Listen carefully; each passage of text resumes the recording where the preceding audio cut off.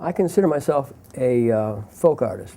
I just paint monuments to people that I admire or who represent something that I admire on walls. I remember my parents would always let me paint on the walls of my bedroom, on the walls of the garage.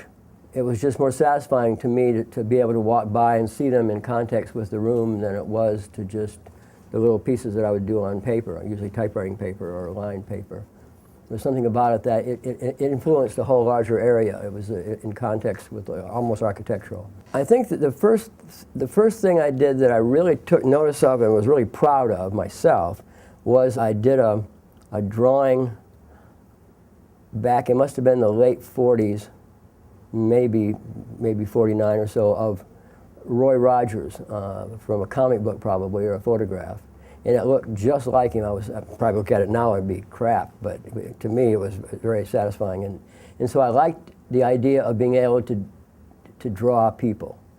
And I love drawing people. I've tried everything else. I was an abstract expressionist in college, but it really wasn't me. And I've kept drawing. Pencil is still probably my favorite medium, and even painting. I don't really know how to paint. I just draw in color. You know, it's still like drawing with pencil. You're sort of starting off dark and then going lighter and lighter and lighter. You see things dark to light, and that's how I do color. My first couple of murals were really monochromatic. I did Steve McQueen first, and that was all in blues. I was teaching at Otis during the early 80s, I think from about 80 to 83, 84. And the Olympics came, and I got an opportunity to paint a couple of people that whose work I really admired. Lita Albuquerque, who was also teaching at Otis, I always loved her work, and Jim Morphesis, who's one of my favorite painters. And so I painted them across from each other on the freeway. So up until from 71 till 83, I did everything myself.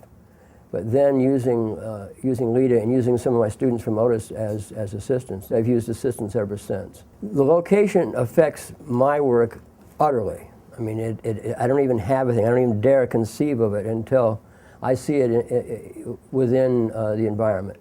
I mean, everything affects it, from trees to street lamps to other buildings to signage. It has to be in exactly the right place, and so it just feels right. So I proposed the idea of painting Dr. J, a three-story monument of Dr. J, and had an assistant or two helping me do it. It went up, and suddenly 6 weeks were gone by, and there was nothing on the wall, and then all of a sudden in 2 days, there he was. And it was so strange because people would stop in the middle of their rush hour, and they would open their car doors and get out and walk over and say, "Hey, is that a picture or something?" They didn't know what it was because all of a sudden it appeared and they could see that it was a painting. And the area it would smell. There was so much garbage. I don't know, years and years and years of garbage piled up in front of it. And I went back about 6 months later to do some documentation on it. And that had all been cleaned up. There was a small white sort of picket fence next to it. There were flowers. There was a sort of a plaza area put in front of it, beautifully landscaped. And that was one of those things that I had always wanted to happen. Never seemed like it did to that extreme. But it did. It really did uplift that area, and people began to take pride in that area, and it began to be altered, you know, from what I had been able to do, my ultimate fantasy. I really hate to see anything vandalized. I hate to see anybody putting spray paint on anything that they don't have permission to put spray paint on. It has nothing to do with the quality.